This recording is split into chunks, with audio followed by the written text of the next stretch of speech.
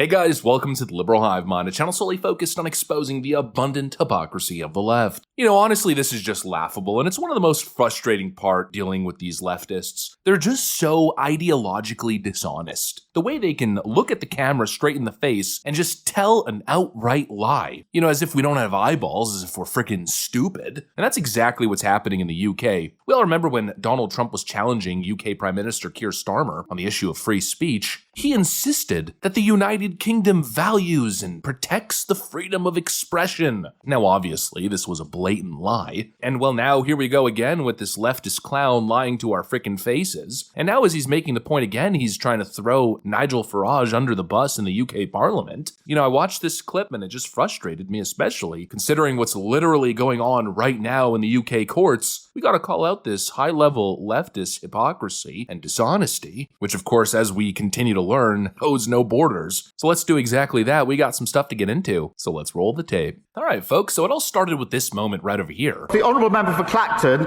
is not here representing his constituencies in the House that he was elected to. No, he's flown to America to badmouth and talk down our country. And worse than that, Mr. Speaker, if you can believe it, he's gone there to lobby the Americans to impose sanctions on this country which will harm working people. You cannot get more unpatriotic than that. It's a disgrace. Mr. Speaker, on the question of the Online Safety Act, that protects children from material on self-harm and online predators. And Reform say they would scrap it.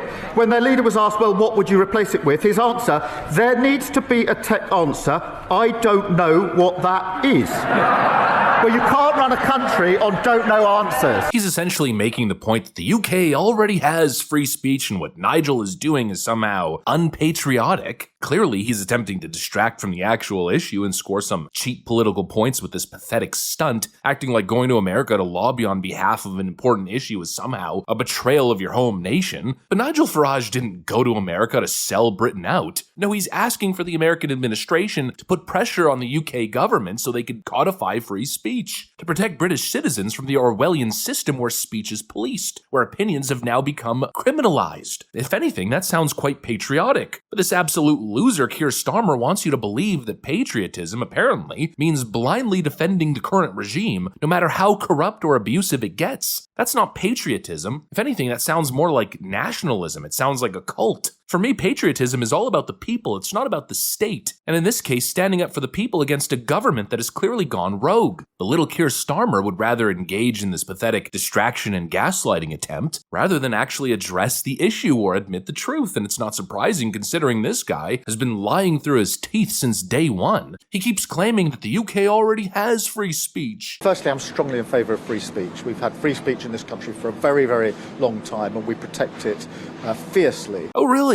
Well, it's interesting coming from the left, right? They're supposedly the party of science, the party of facts. Well, generally, when you make a statement like that, you have to back it up. And obviously, this clown can't do anything close to that because the reality is literally the exact opposite of what he's suggesting. And the most insulting part here is that as he's gaslighting the world into believing that free speech is a right that all British citizens hold, right now, as we speak, a British citizen is literally on trial for supposedly offensive online posts. We actually have an audio recording from the trial itself. It's alleged that on the 19th of April 2025, you published a post on X that was deemed to be intended to stir up hatred, incite violence on the grounds of sexual orientation. What was the post? I'll tell you.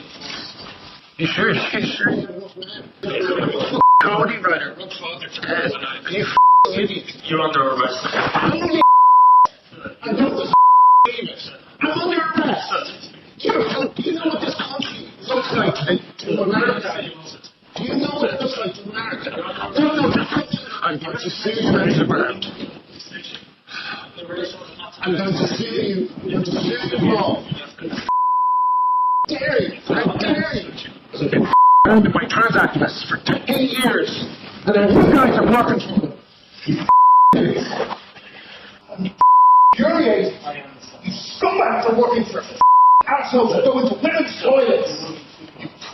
Jesus, so enraging. Look at the person coming to you. Please let go. I'm not going to kick off. You don't for standing up for women's rights. Go. Yeah, British citizens standing trial for his opinions. You know, for this kind of stuff, the same man on trial, right before he walked into the courthouse, actually doubled down on some of the things that he was saying. Do you have a few words ahead of today's appearance? These guys are well, I'm never going to say anything. You read it right there on the signs. Opinions like men should stay out of women's bathrooms and women's sports. Yeah, very simply, if you're not allowed to say that openly, if you're not allowed to hold those opinions publicly, well, then you don't have free speech. If you're being criminally prosecuted for having personal values and personal opinions, well, then you don't have fundamental rights. And that is exactly what's going on. If you want more proof, here's a street preacher who's getting shut down for supposedly hateful rhetoric. Continuing, I just need to finish the message and let people hear about the last part. About repentance from sin, and then I can... Let's just have a quick conversation before you carry on. Right, okay. That's what we've been hearing. So we must... What have you been hearing? So you've been making... I have not made any homophobic comments or slurs at all. I've been preaching about repentance from sin. I've been preaching about repentance from sin on the camera. I've been preaching the gospel of God through the Bible, and I've not even mentioned homophobic or anything like that at all. They said that we're allowed to be here, we're allowed to have this by law, it's our right to freedom of speech, to proclaim the gospel. We're allowed. We haven't said anything homophobic. I've not said anything homophobic.